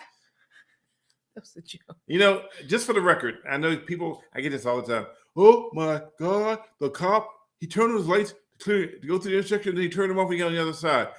He's just trying to get somewhere to get to eat lunch or something. Let me explain to you. Wow. You okay? No, guess not. How this works. So, and I ride with cops a lot, and they do clear the intersection. It's because we're trying to get burritos. No, I'm kidding. The reason why they do that when I'm riding with them, and anytime I've been with the cops, is because if you get there are multiple levels of calls that come out. A priority, B priority, C priority, in some cases D. D would be like there's a cat stuck in the tree. They'll probably never respond to it because A, B, C is ahead of it. A priorities mean life-threatening. Someone is to either get shot, stabbed, or murdered. Code 3, lights and siren, go, go, go. Code 2 high, or code B, or B priority is a call that is urgent, but get there as quickly as you can, but don't put off any sirens. So what they do is they turn on their lights to get the intersection to get there quicker, because you can't sit at a red light while a crime is being committed. People think the cops can't, have to follow the laws to catch people breaking the laws, and well, that's why they're exempt. There's some exemptions. There are exemptions for when they're doing their job. Yeah, exactly. There's exemptions. But I remember I ran to an LAPD cop one day, and this was in the Valley. Remember that road that we used to take that it's really wide, but on one side it's like a canal, and there's like one road here. It's in the Valley. Oh, right when you're going to Costco in Van Nuys? Yeah. Uh-huh. So I'm there. That's Sepulveda. Long time. No, it wasn't Sepulveda. It was a street over. So a long time ago, I'm at the light, and I see two LAPD guys, and their brake lights are out. Mm-hmm. And I said, "Excuse me, officer, your brake lights are out, right?" He looks at me with a straight face and says, "Well, you see that license plate? It says exempt. That means we're exempt from getting our taillights fixed." No, the exempt license plate means you're exempt from smog. Did you say that? No, I didn't. At that point, what are you going to do? Argue with a cop? Oh, I thought you... But exemption on a license plate means they're exempt from vehicle smog checks. They don't have to go through all the whole thing. We have to go through that. That's because in that case, what the exempt means. If that's the case in bus, if you look at buses, they also say exempt. So what do you mean? Buses are exempt from laws too because they're driving on a. Okay. I'm just using facts. Okay. Ow. Ow. Why are you squeezing my hand so hard? Because my facts make my hand swell Your up. facts? My facts, yeah. See? So back to the whole exempt thing. So law enforcement, to do their job, they have to be able to get through intersections, and they call it clearing an intersection. You can't just go barreling through it because then you get a crash and you're at fault. Mm-hmm. So when you get to the intersection, you turn your lights on, you go through it, and you keep going. Now, sometimes they'll go through the intersection, and right as they get across, the call gets canceled. So they're on a rush to somewhere, and all of a sudden they said, someone who got there before them puts on the radio code 4. Code 4, no further help needed. Mm-hmm. Well, then anybody who's rushing to get there, they stand down. So if they were rushing to get through the intersection and they get caught, and someone calls out a code 4, which I honestly hate the word code 4 when we're trying to get there to get video, because that means it's over. And then you can't get video. You can't get video if it's code 4. Clear. Code 4, everything's clear. Or nothing happened. Or in Philadelphia, they called it unfounded. Mm. Unfounded means that there was nothing there. Because people used to, before they were caller IDs, people loved to call 911 and report crime that didn't exist. They just called up just so you can see the cops show up. Just so you can see the cops show up. Yeah. Cops show up, there's nothing here. So I want to address this one thing and then we can go. Okay. OKL Elephant says, why is race omitted from suspect descriptions, but not gender, age, etc.? Why not just describe suspects as persons? Following your argument against using race, aren't you just contributing to sexism and ageism and whateverism for descriptors that you decide to use? No, I'm not. Because in our society, historically speaking, when you describe someone and you put them into groups, when you put them in a box, most of the time, and it comes to crime, it is not age where people discriminate and say, oh my gosh, it's someone in their 70s or 60s. Oh my God, I got to run away from them. Oh, I got accused of age discrimination. Or if it's a male or a female, I mean, I can see that with males, but like if you're a female and you feel unsafe, but whatever it is, historically speaking, when it comes to race, we tend to put people in that box. You will see someone may like cling to their purse when they're walking by on a street if they see Stanley, for example. That has happened, right? I'll tell you a story. Yeah. I'm just kidding. My whole point of saying that is, no, I am not contributing to sexism, ageism, or whatever ism. If you look at how people are treated, especially people of color, when it comes to crime, a lot of the time what will happen is they will get different treatment. And I can say that because that's happened to me. Has it happened to you? Mm-hmm. That's happened to him. I'm speaking from experience. So race to me is like you're putting people in a box, and it's a box where a lot of the time, if you view that race, people will think they committed the crime. Mm-hmm. Like, for example, if I walk down the street and someone else walked down the street of a different race, and let's say all over the news you had been watching, oh, Black people did this, Black people did that. If I walk down the street and the other person walks down the street, they're probably going to put me into a box to say, oh yeah, you committed that crime. It's highly possible. I'm not saying it's 100% guaranteed, but the way our mind works, and historically speaking, you best believe people will think that I committed the crime before the next person did it. So when you think about race plays a huge factor in discrimination and stereotypes. So it does with sexism too, but not as bad, not as big, and not as expansive. So I'm going to tell you a story. You've heard this story. It's a story that took place, and it's a real story, true story. I got a phone call many, many years ago from a commander from California Patrol in Marin. Mm-hmm. He said, hey, Stanley, I have a great story for you. Hello, Yathan. Hold on, somebody just jumped in here. Hello, Yathan, man. Hi. Can you hear me? All right. Let me see what you got for us. What's up? Somebody just gave me the link, and I just wanted Who gave you the link? Well, do you know what you're here for? No. You just popped in. That's funny. So you just pick random links. Well, it was a friend who was very interested in crime in San Francisco. Okay, great. Well, now that you're here, and you don't know why you're here, we're getting people to recite the Pledge of Allegiance verbatim. Do you know it? Yeah. Okay, go ahead. I pledge allegiance to the flag. Oh, wow, I haven't said this in 20 years. I pledge allegiance to the flag of the United States of America, and to the republic for which it stands, under one nation under God, indivisible, with liberty and justice for all. All right. Just for the record, he's also just pulling your leg. Nobody recited the Pledge of Allegiance, but since you were here, I figured I'd make you do it.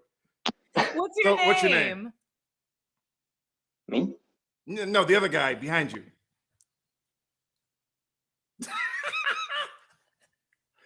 Yes, you. He's pulling your leg.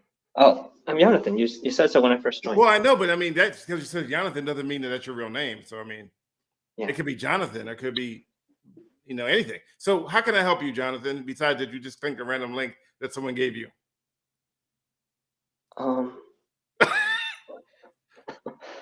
Well, I'm a big fan of Badly Productions. Oh, well, thank you. That's it. See, you should have led with that. You can't lead. Okay, let me just for the record. You can't lead with someone gave me a link and I just clicked it. That's like somebody gave me a joint and I smoked it. You have to have a reason why you're here. Oh, wait, did you have your hand over your heart when you said the Pledge of Allegiance? Oh, gosh. No, I'm sorry. Oh. I'm holding the phone. Well, welcome. We're in the middle of telling a story. Would you like to listen? Sure. Okay, so here's the story. And so it was a true story. Like I said, the CHP told me about, there was a story up in Sonoma County of, they built these speed bumps, and they said that people were going around the speed bumps and driving on the sidewalk or sort of to avoid the speed bumps. Mm-hmm. He asked me, I should go there. It'd be great footage. So I get up early in the morning, drive out to Sonoma County, and I park on an area where it's like a little bit of a ridge where I can look down and see the people going around. I was like, oh, this is great. This is great. And then I was like, but wait a minute. I'm out here in the middle of Sonoma County, in the middle of some neighborhood I've never been before. I said, somebody's going to call the cops on me. Because whenever I go out there, someone always calls the cops, suspicious black man. That's how it comes out of description. But this is where it goes with the race and then the age. So this one lady's walking by with her dog. She had a Labrador Retriever, I remember. And I looked at her and I go, I'm going to say hi to her, because if I don't, she's going to call the cops on me. Oh, God. Right? I'm like, good morning. And she goes, good morning. And I'm like, okay, good. That's it to myself. She going to call the police. She going to call the police. You know it. I knew she was going to call the cops. And I said, it's just a matter of time before they get here. About 5 minutes later, now remember, I can look down on the ridge and I see the cop. I see 2 Sonoma County Sheriff deputies turn the corner. I already knew where they were. They were in 2 separate vehicles. I already knew where they were coming to. They were coming to see me. Mm-hmm. They drove up and they did the whole traffic thing where I'm parked, just for the record. I'm on a ridge looking down. They come behind me, so they're my blind spot. The other female officer is back in the blind spot, so you can't see her. So in case I do something wrong, she can intervene. He walks over to the car and he says to me, yeah, can I see your driver's license? I said, but I'm not driving. He says, well, why are you here? And I said, well, I'm with Channel 4. I'm doing a segment called People Behaving Badly. And I was given a tip by CHP about the cars going around the speed bumps down below. He goes, and I gave him my press credentials, which normally in a normal world would be enough. Yeah. You would see the credentials and go, okay, Mr. Roberts, I apologize. Have a good day. Yeah. He says, I need to see your driver's license and your registration and your proof of insurance. And I said, you're not even driving. Are you kidding me? He goes, oh, I'm very serious. I said, oh, I'm going to turn my camera on because nobody's going to believe that this is happening right now. No one's going to believe this. He said his exact words were, if you turn on your camera, it's going to be a problem. Now, when you're standing out in the middle of nowhere with 2 people, both with guns, telling me that if I turn my camera on, you're going to have a problem, I'm not about to create a problem at that particular moment. At that point, I don't need a video. It's just, I can't believe this is going on. Mm-hmm. So I let him go through he ran me for wants and warrants. Mm-hmm. He wanted to see if I had any outstanding warrant, any outstanding anything. Now, keep in mind, I'm the guy who has been background checked by the FBI, the Secret Service. I have more background checks than should be allowed by law because of the nature of the work I do. Mm-hmm. Department of Justice, everybody's done a background check. I mean, I've done more live scans than I have fingers. And so they run me, and they gave back everything and goes, well, you have a good day. But someone called and said there was a 60-year-old suspicious man. And the time you weren't even 50 yet. I wasn't even 40, 45. That's why I said you weren't 50 yet. 60-year-old suspicious man sitting up in a car. So and I go, okay, well, that was funny. Ha ha ha. So they go about it. So when I got done, I called CHP back and I said, hey, you don't believe what just happened to me. Mm-hmm. The snow deputy just, blah, blah, blah, blah. And the lieutenant was like, are you kidding me?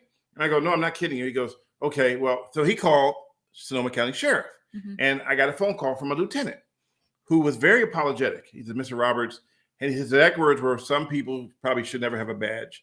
In this case, it's probably one of those cases. And I apologize that you went through this and it should never happen. Yeah, because it should have stopped at the press credentials. Right. So here's where it gets better. So the guy who gave me the initial phone call, Sandro, he decided to come over in his own personal vehicle to keep an eye on me so it doesn't happen again. So he gets there and he's got this big SUV. You've seen his truck, mm-hmm. the big one. So he parks it nearby and we're standing on the car laughing, talking. And the lady with the dog comes back, but she's coming the other way now. She's walking up the hill and I said, that's her. That's the one who probably called, right? I don't know if she called. I'm assuming she called because I'm in my head. She admitted that she called you. No, but what she said was, I didn't call the cops because you were black. Oh, yeah. Now, I called the cops because you were 60. No, I'm joking. I'm joking. I said, oh, I know. You called me because I was 60. Yeah. No. So here's some comments in here. So William had said something too. He says, he had mentioned, so he had described the situation that happened to him where he said, I had many women cling to their purses as I walk by, lock the door as I cross an intersection back in the day before auto locking, get nervous as I got walked into the elevator and so on. Do they do this because I'm white or because I'm a man? William, I don't know whether they did it because you're white or a man. Basically, my whole point of bringing up that a woman clutched her purse with Stanley is because that was his specific situation. So it could have been because he was a man and because he was black. Could have been just because he was black or a man. But my whole point of bringing that up was we have personally both experienced situations where like we don't even talk to the people and they just assume. And so you have too. But my point wasn't to say that no one else experiences that based on who they are. My point was to bring it up is that he experienced it personally and so have I. So we may have all experienced certain things, and the criteria could have been because of race.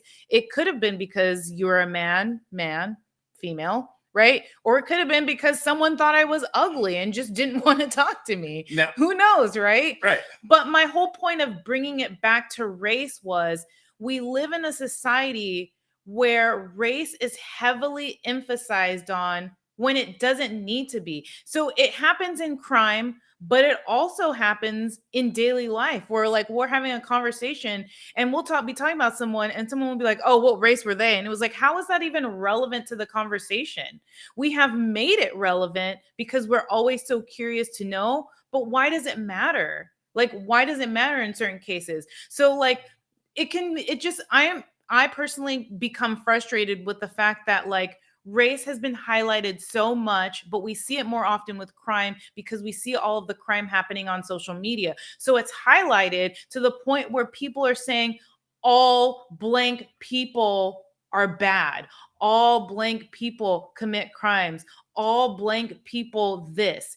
And I don't know how active people are on social media on here, but personally, I have seen so much hatred because of race on social media that I can't be on social media for a long period of time because that impacts my mental health and I personally will not let it. So when I bring up race as it pertains to crime or anything else, it is a much bigger issue. And that's why I say it the way I say it. So there's an addendum to the whole thing that we talked about in what happened to me in Sonoma County was that we were sitting there laughing, and at this point now it's like funny because oh my God, I can't believe this went down. And then this conversation came up. I was told that many years ago, they hired a black CHP officer in Marin, and he was working that area. He went out to one of those neighborhoods similar to the one I went to, and there were 911 calls on him that there was a black man in a pretend to be a CHP officer in a stolen cruiser, oh my God, riding around Marin trying to pull people over. They literally called and complained that there was a black guy could pretend to be a CHP officer. And so when you say stories like this, and when you tell people that story that happened to you, and there are some people, and I'm not saying that you guys are doing this, but what will happen is we will tell people of our experiences and they will try to discount it or not discount. Discount is not the right word. They will try to not gaslight. What's the right word? Like soften, or they will try to claim that it wasn't about race and it must have been something else, or we're looking too deep into it. Yeah. When in actuality, I think that for someone to say that is not fair because like walk in the life of a day of Stanley, walk in the life of a day of me, walk in the life of a day of someone else, and just think to yourself, like, okay, maybe that person is telling the story from their interactions and how they've been approached. And like, because you never know, like the next person doesn't experience what I go through on a daily basis or what he goes through. So to claim that like our stories are invalid because you don't experience that, I think is unfair. And I'm not saying anybody on here is claiming that our stories are not fair, but like, or not fair, are not valid, but we'll come across people, he'll tell his story and they'll be like, oh man, she was just tripping, or they're just joking. She was just joking, or she's just, but like, oh, so then everyone that does that is just joking? My favorite line, I'll always love this line, and I don't mean it, I love it in a good way, is that when you tell people about things that happen, and what's funny, I will mention events that happened to me, but I never mention that it's race related. I just say this is what happened to me. And then people insert race automatically. Mm-hmm. Well, it's not because you're black. I'm like, I never said that. But But see, that's why I was saying earlier that race has become such a big part of everything that like it's always brought up. Yeah, always. And it's always put in, and people are always put in boxes. Whether you think you're putting someone in a box or you're not, like it happens. Yeah. Well, somebody said we're all adults. Let's just get rid of prejudices. But you know what? Some people thrive off of being prejudiced. You know, like a baby's not born prejudiced, but they're taught how to be after a while. I remember I was in a laundromat in Long Beach, and this little kid, he must have been 4 or 5, and he was walking through the laundromat yelling out the N-word. Mm-hmm. Wow. He was literally 5 years old, and he was pointing at people and calling them the N-word. And then someone called the mom out on him and said, why is your, I don't know where he learned that from. He learned it from you. He didn't just learn that. That's not something you just learn. Kids learn stuff because they mimic their parents. So just like a dog isn't born vicious, people aren't born racist. They're taught to be racist. Mm-hmm. And Twitter, and you know, no disrespect to Elon Musk, and I know he wants the freedom of speech, and I think freedom of speech is important, but and everybody should have an opinion, but some people's opinions should be kept to themselves. I'm just saying it, and I'm going to end it on that one. Some people's opinions, some people should not be allowed to express their opinion on a platform, especially. I'm going to use that word. You see how I saw that emphasis. Especially if you're going to use a synonym. Oh, a troll. If you're going to make up a name and then start spitting out vitriol and racial vitriol, sexual vitriol, any kind of vitriol, homophobia, and you're using a fake name, you know what? You have no respect for me. You have no engagement for me. And I have a new thing now where I just ignore you. And I tell people, and we're doing this, and people were sending me messages on my iPad, and they're like, how do you deal with the racism? You know what? You just mute is your friend. Or like Jeanette Ivy says, mute or block. I block it away. You got to do what you got to do for your own your mental health. Blickety block. Your mental health is more important than anything else in the world. Yeah. If you can't handle what people are saying on Twitter, then get off the platform. Yeah, that's why I don't use it as much. Yeah. You know, I'm on Twitter because I'm here, and I'm thick-skinned. I'm very thick-skinned. You definitely are, because I'm not. You know, but don't get it twisted. I'm still from the hood. I can take it off Twitter in a heartbeat. Now, do you want to play that game? Let's play it, because let's dance. I got the right shoes. Anyway, on that note, the right shoes. All right, have a good day at work, Mike. Everybody, we got to go because we've been on here for almost 2 hours. Oh gosh, we have, yes. But we're having fun. Well, that's what happens when you have a discussion that's very interactive. Yes, and even the guy who we had to do the Pledge of Allegiance. Oh yeah, he dropped off. He did drop off. I'm gonna repost that one. Oh, that was cool. Hey Jace, if you're watching, track that video down and repost it for me. Oh my gosh. We love you guys. I'm a millennial. I'm a boomer. She's a boomer. Dang, I think I can say it for myself. No, I'm taking it away from you. Okay. I'm the millennial. I'm a boomer. No, I started off. All right. No. Oh no, you go. Dang, we talk so much we forgot how we sign off. And if we don't sign off right, then Gabriel will point us out. Oh, you guys didn't sign off. Okay, wait, go. I'm millennial. I'm a boomer. And you know what? I have to say this. You guys could be anywhere right now. Instead, you're here with us from Germany to Hong Kong to where's that place where Gabriel lives? Ohio to Texas to Sweden. Hey, you guys, we appreciate you here. And don't let that woman get out of hand. That's right. Don't let your woman get out of hand. Oh, hell Get back in line. Out of hand? I am not out of hand. Let me tell you something. If I go like this, she hits me back. If I sleep and I actually go like this, I get punched in the face. Oh, why'd you punch me for? I'm like, I was asleep. Oh, it don't matter. You can't punch me. Well, even if I'm sleeping, I'll punch you back. So she will. The lies he tells. Help. She beats me. See, I got witnesses. Anyway. All right, guys, we appreciate all your help. Remember, if you go to my Twitter, it's Twitter Stanley Roberts. How do we find you? I'm on Instagram. You want which one are you going to use? Nourish My Heart _. Okay, Nourish My Heart _ is her Twitter account. Nope. Oh, that is my Twitter, but it's also my Instagram account. Yep. And if you look for Mr. Badley TV, because now I'm starting to notice a lot of Mr. Badley's accounts are popping up. But you're the authentic only one. Mr. Badley TV. Just like when I had TV Man 1981 on the YouTube a long time ago. All of a sudden, they started these different TV 1981 and a half. 1981.5. 0.5, yeah.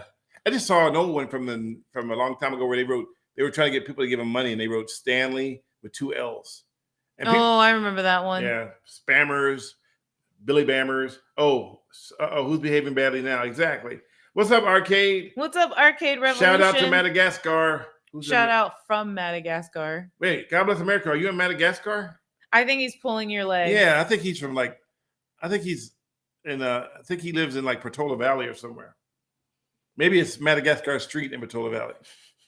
I don't think that's a street. All right. I wouldn't doubt it. Anyway, guys, we really do. Don't forget to give us a thumbs up. Thank you for the 20 bits, Arcade Revolution. And if you left us some stars on Facebook, we can't see them, but we thank you anyway for doing that, and we appreciate it. Every little bit counts. We keep our equipment upgraded. We even have a new light. I can't show it to you. Well, actually, I can, but then it'll mess up everything. We have a new light.